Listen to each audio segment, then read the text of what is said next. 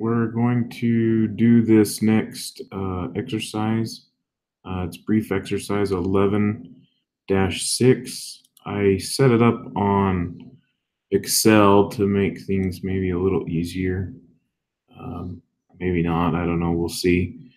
So we're asked, it says the stockholders' equity section of Ayaya Corp's balance sheet consists of common stock at $7 par, $840,000, and retained earnings of $400,000.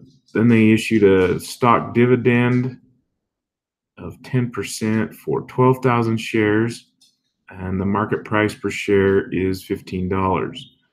We're supposed to show the before and after effects of the dividend on the components of stockholders' equity. So, I think the first thing to do would be to come up with all of the things that we're going to be inputting in here. First thing is stockholders' equity, and then under that, we're going to be doing paid-in capital.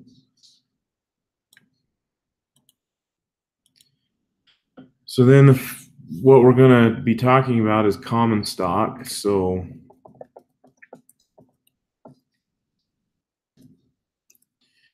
and then we know that we have a balance of $840,000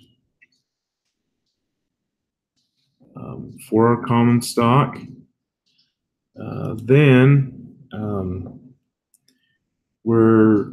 The next item would be paid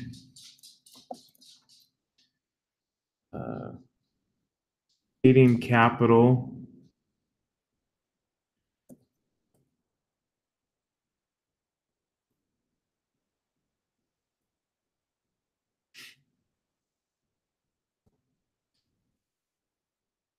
In excess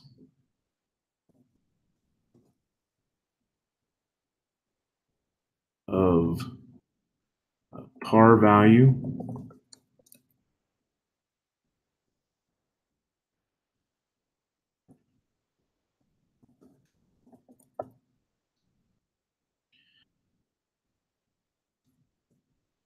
Oh, I apologize, you can't see that. Anyway, it's the paid in excess. So the first one, we're not told of any excess, so we're assuming that that is the case. So here we would be 0. Then the next thing in the drop down would be the total and paid down.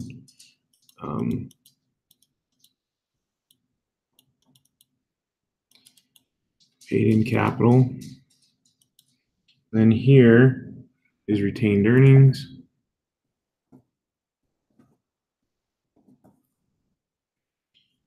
And finally, we have total and stockholders' equity.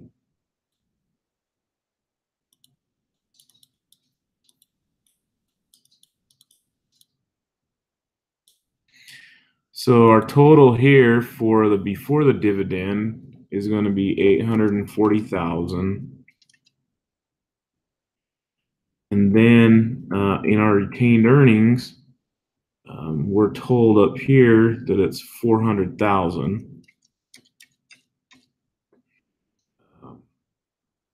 Giving us a total stockholders' equity of $1,240,000.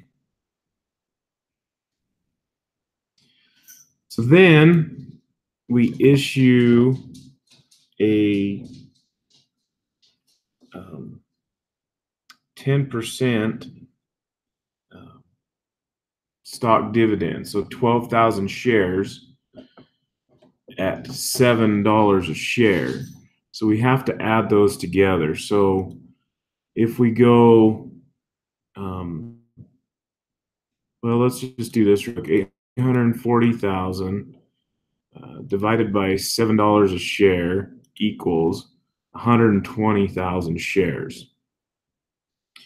So we know that our stock dividend is 12,000 shares. So if we add 12,000 shares to that, it gives us 132,000 shares. Then if we times that by the $7 par value, that will give us 924,000. So common stock has now become 924,000. But we're also told that the price per share of the market is $15 a share. So now we have an excess of the par value. So we would take that 12,000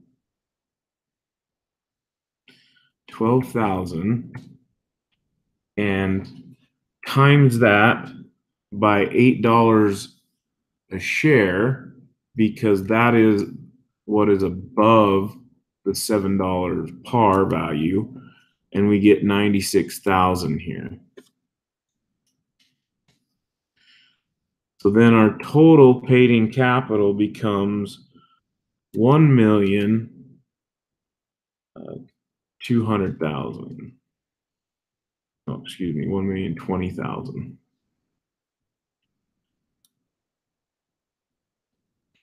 When you add those together. So our retained earnings, instead of being 400,000, because we got to remember that our retained earnings, our retained earnings is going to go down here. And maybe in your comments you can help me understand the whole concept here. But I know that our total stockholders' equity has to stay the same, because when we issue a stock dividend, the stockholders' equity doesn't go up. So my understanding is in that case, our retained earnings will go down. And so because of that,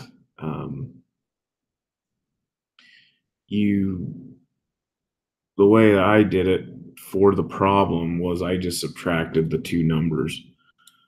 So you've got 1,240,000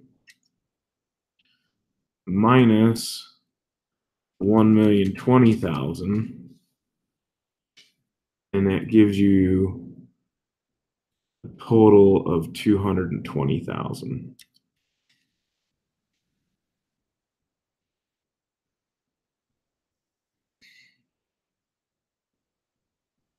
So I guess it is logical that to get our total equity, we would take our total paid in capital plus our retained earnings would give us total stock equity.